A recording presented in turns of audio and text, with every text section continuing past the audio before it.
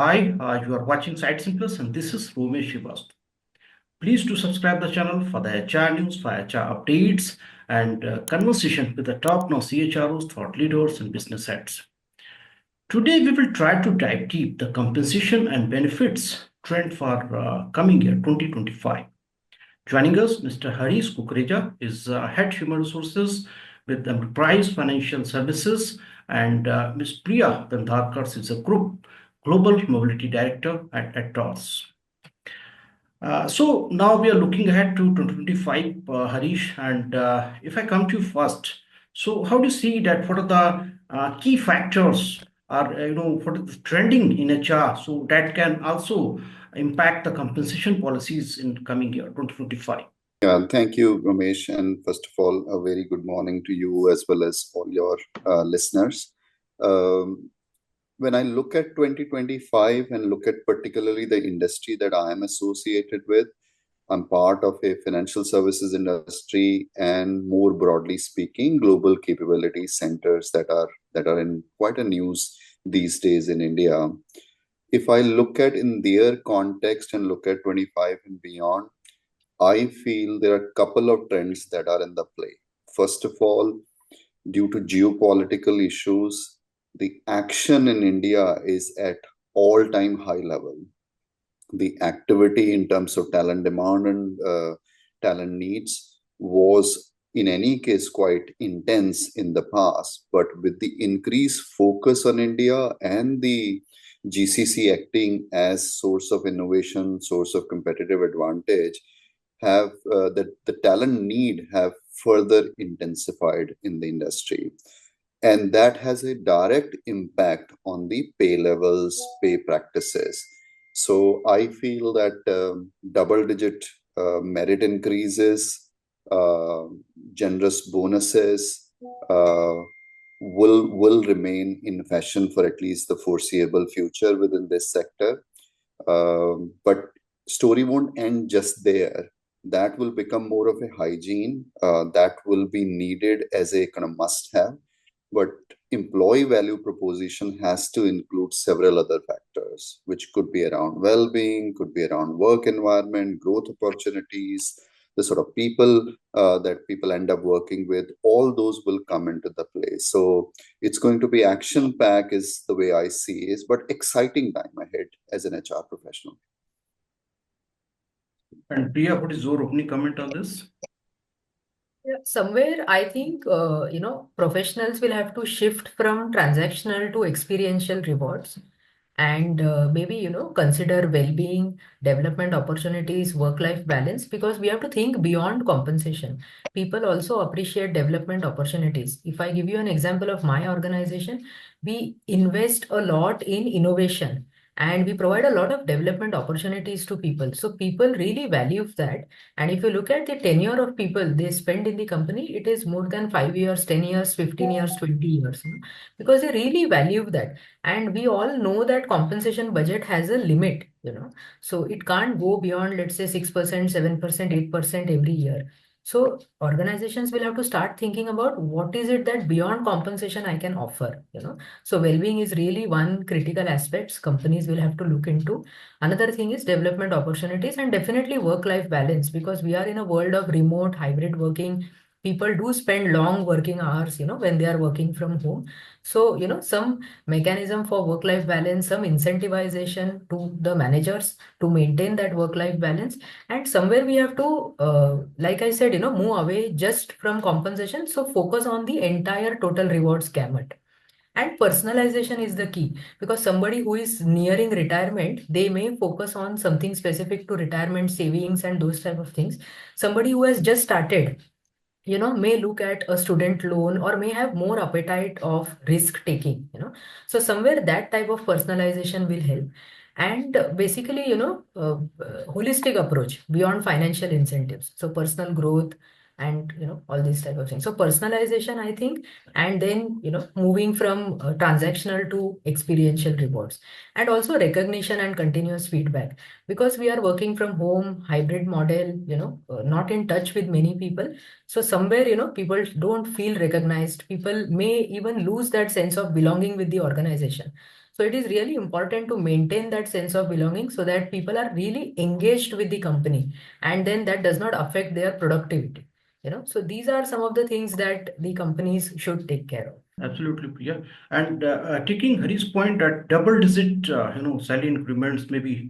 So there's also one study by WTW, and according to this study, the prediction is about 9.5% of the average salary increment in this year, 2025. And as another point is GCC, yeah, definitely there's a lot of growth, a lot of hiring is going on with the GCCs right now. And apart from this, there is also a lot of focus on manufacturing sector. Even the government is also putting a lot of effort with some incentive, with the internship schemes like this. So this sector is also, we can see a lot of talent demand in these sectors. So we can expect also the good salary hikes with these sectors. Now, coming to another important aspect, we are talking about the technology, we are talking about the generative AI. So, how, Harish, do you see that we will see the use cases of generative AI or other technologies in, when we are talking about the compensation, we are talking about the payrolls and these other things?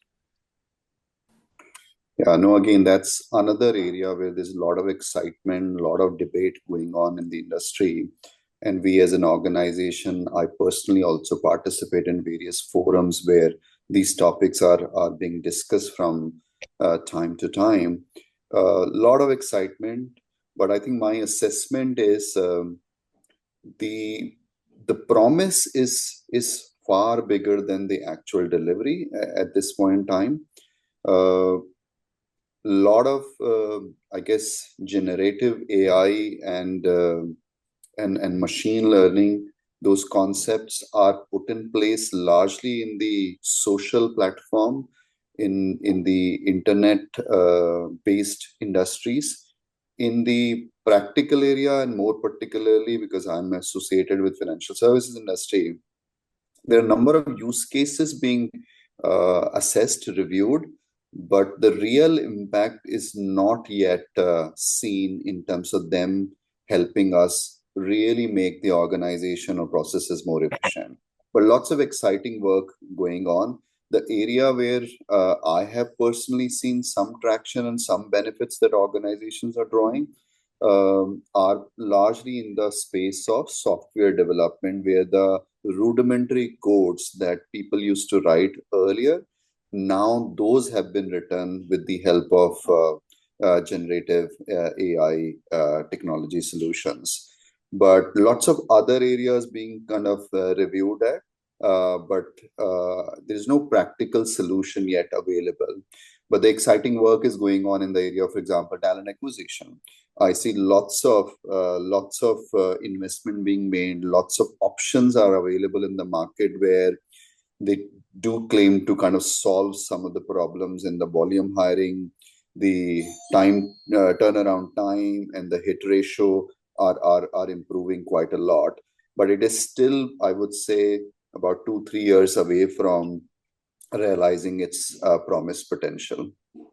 And Priya, how do you see the use cases of generative AI in compensation part? Definitely, I would say, generative AI and emerging technologies are transforming the way CNB are, compensation and benefits are designed.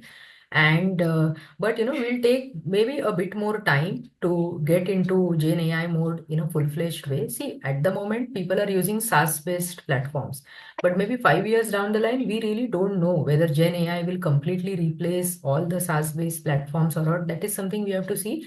But it looks very, very promising. And what we are also trying to do is, because we have already developed a tool to manage the comp, and it produces wonderful analytics. So it is about evolving. And yesterday also, I was talking to you that I was at this conference. So everybody is trying to evolve the solutions that they have developed, give a bit of, have a bit of Gen AI and, machine learning and all these type of things, maybe even blockchain, because that is also a superb technology. And try and see, how can you enhance the decision making by predicting trends and identifying gaps in equity or market competitiveness, because I think that is the key. And it's not just about using for comp. There are various outcomes. For example, when you use predictive analytics to identify employees at risk of leaving due to dissatisfaction with benefits or comp or any other factors. But then the outcome that you get is you can reduce the attrition rate, the productivity is boosted, you can improve the engagement levels and all those type of things. So definitely I would say, looking at the outcomes, it's a good business case, and organizations are putting in efforts to evolve their existing solution and get something about Gen AI, and or merge with Gen AI and some of these emerging technologies to go deeper into the analytics and have the relevant data to have those CXO level conversations. When we're talking about the generative AI and basically compensation and benefits, so in 2024, I think the most of the companies, they started some pilot project. In 2023, it was just learning phase. People were talking about this, but nothing concrete in organization. But in 2024, yeah, obviously there are a lot of maybe in pilot project, but companies have started. Have you seen the companies have started kind of maybe in total reward statement, maybe in generating some drafting annual increment letters? Have you seen what kind of the people have started, the organizations have started the use of these generative AI technologies in compensation and benefit part? Yeah.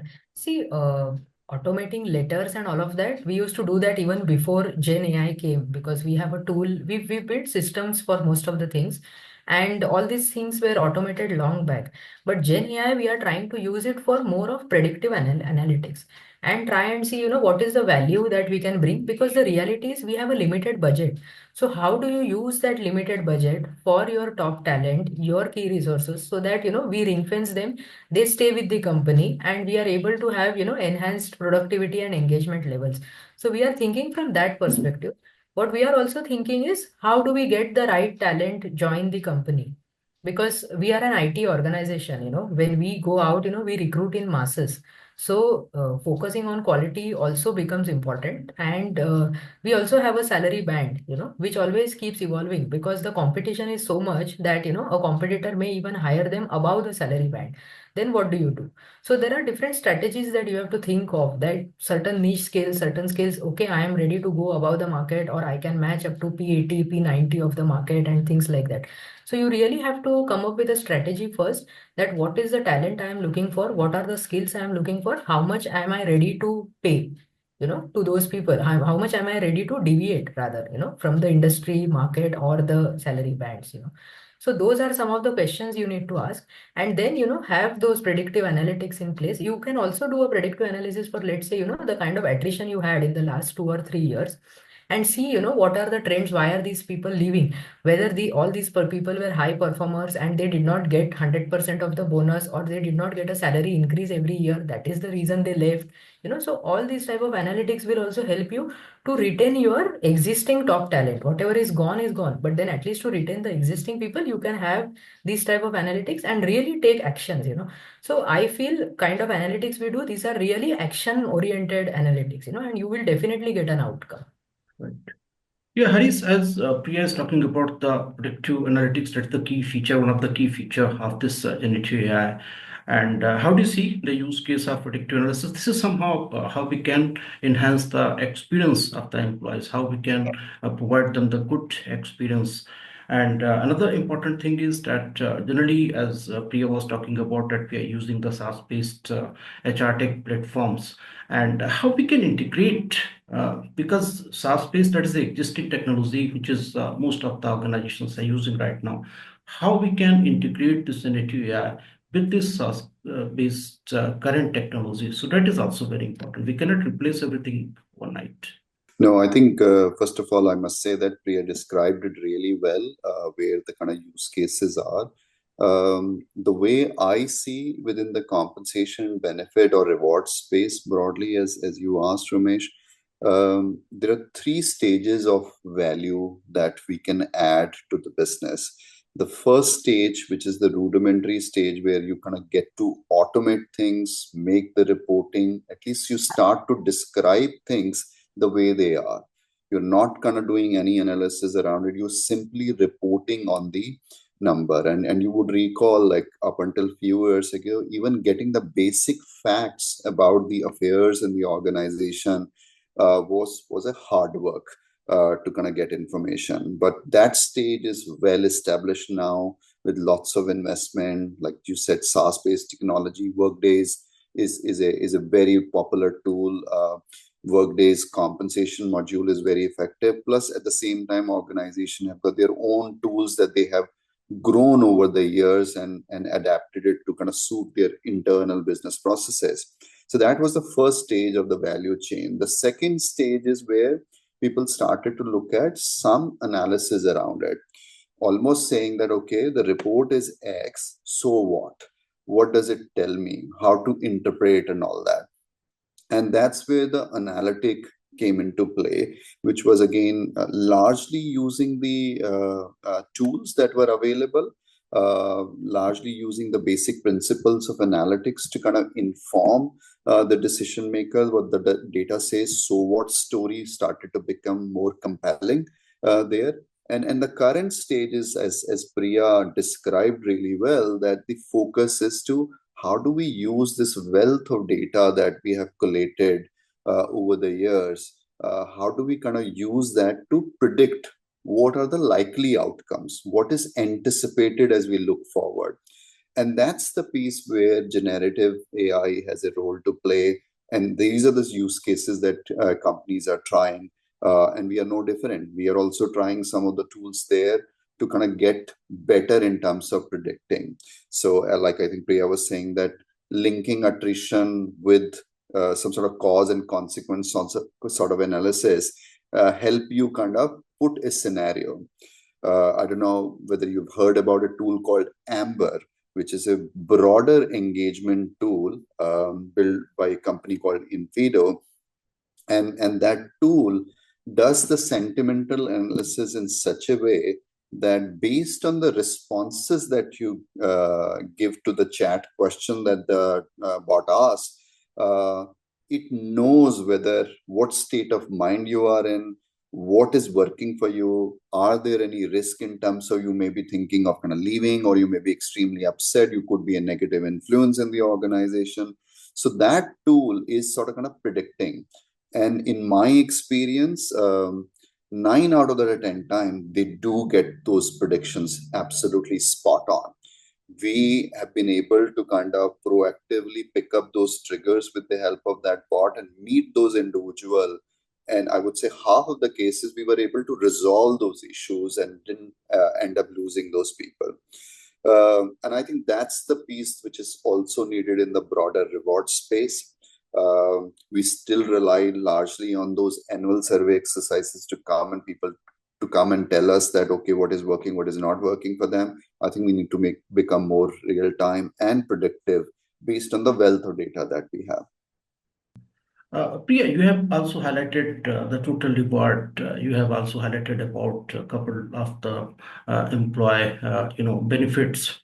So, in 2025, how do you see that? What maybe the new some new kind of the employee benefits the organizations may start, or because to attract the employee, this is also a challenge for the HR leaders. So, what the new trend we can see in employee benefits in coming year? Yeah. See, I think somewhere we need a modular, a customizable approach, because one size fits all is not going to work. And especially with the gig workers coming in. So we need to also understand the gig workers, because an Uber driver is also a gig worker. A fresher who is not getting a job and starts something on his or her own, that person is also a gig worker. Someone who has spent significant amount of time in the corporate but now wants to start a business is also a gig worker, and a housewife doing something from home is also a gig worker. So somewhere, we need to understand what is gig working, what type of gig workers do we really want in the company, do we have, and accordingly, we design the kind of strategies that we want to have for the people. So definitely look at the people that you want to hire, and accordingly, you design the benefits. So like I said, we have to definitely start thinking about experiential rewards. So one thing is well-being. So what is it that the companies will do to enhance well-being of people? Maybe have a kind of a nutritionist, empaneled, and people can consult that person, because health is wealth, and nowadays more and more people are realizing and they are investing in their health. Of course, we had those gym membership and those type of things, but organizations have to really think how many of them are using something like this, giving support.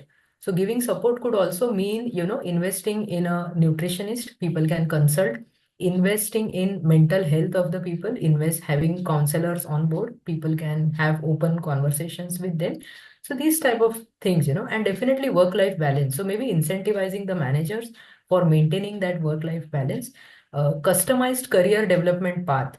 Not necessarily, you have a standard career path and, these people are supposed to move, because a gig worker will move, laterally, upside down and, different types of things. So maybe also invest in having a customized career path.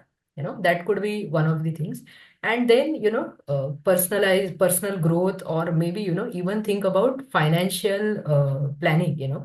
So give support on in terms of financial planning. Nowadays we see, uh, they are releasing those statistics that people are losing a lot of money in stock market because they are playing with those derivatives and all of that. So somewhere financial education is also important. So all these type of things, I think, will be the trend going forward, 25, 26, and even beyond. Organizations to think of offering support in all these areas, finance, health, mental well-being. So of course the traditional benefits will remain, insurance and, those type of things. But, these things, the L&D, development opportunities, these are some of the things that organizations have to start taking seriously. And recognition and continuous feedback, that is the key that will help you to engage people and keep the productivity going. Absolutely, Priya. Absolutely. So, especially post-COVID, we have seen a lot of attraction in well-being and wellness programs, and all the organizations are focusing on this. But Harish, I would like to also emphasize on something ESG that we have seen also in couple of years, last couple of years, in especially 3, 4 years, we have seen also a lot of focus on ESG part, and that is, somehow the in portfolio of HR leaders. So, how do you see keeping in mind these benefits and ESG as well? How we can draft a compensation policy for this? Yeah, no, I think lots of things that Priya has already covered are absolutely critical, and most organizations are considering. I think I quite believe in, and I believe quite strongly that flex approach, the modular approach that Priya articulated, is the need of hour. You can't go with one size that fits all. You have to kind of make it kind of tailored to the individual needs. That's absolutely essential. ESG point and couple of other things that Priya didn't highlight that I feel very passionate about, and I've seen some organization benefit from it. So the community contribution, which is within the broader kind of ESG theme, that gets lots of excitement with employees. Again, it doesn't cost huge amount of money, but it creates greater alignment. People feel that they belong to the organization. People feel that there is a better well-being because it connects with the core of the individual's belief system. By spending an hour in the community service in the causes that employees believe, that 1 hour is almost like taking a 1 week of vacation of sort of rejuvenation that employees get. So that's definitely a key kind of part of our, whether you call it benefit offering or overall work culture. And I think that is important. The other part that I've seen really work, and maybe it's true to only our industry because we've got quite a few younger employees. And therefore, being a younger employee, you're generally at the stage where you are either recently married or you've had your first child. You want to stay focused on your career while looking after and doing all the right thing for your family and your child. And regulators have also imposed it on the companies these days to provide some sort of childcare arrangement, crash or whatever, nursery, whatever you want to call it. But a lot of companies, what they have done is they have outsourced that responsibility to a third party. You take some places with the outsource arrangement and employee avail that. Whereas what I have seen many organizations do now, they provide on-site crash facility. Again, it's not very common, but it is picking up definitely. What it does is basically, if you are a young father or not young father, I should say, father or mother of a young child, then the fact that the 8 hours that you're spending, your child is within like walkable distance of you, you could have lunch or break and see your child during those breaks and feel that they are in a safe environment and you have access, you can see them as and when you want. Makes a huge difference.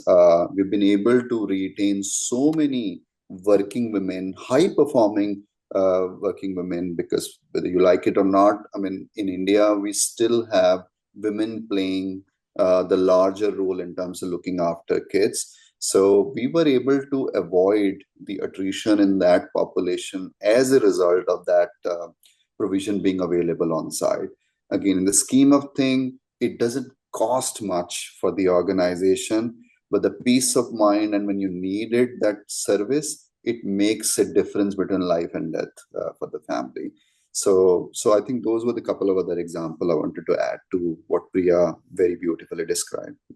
In 2024, we have seen that most of the companies, they tried to bring back their employees to the workplace and to work from office.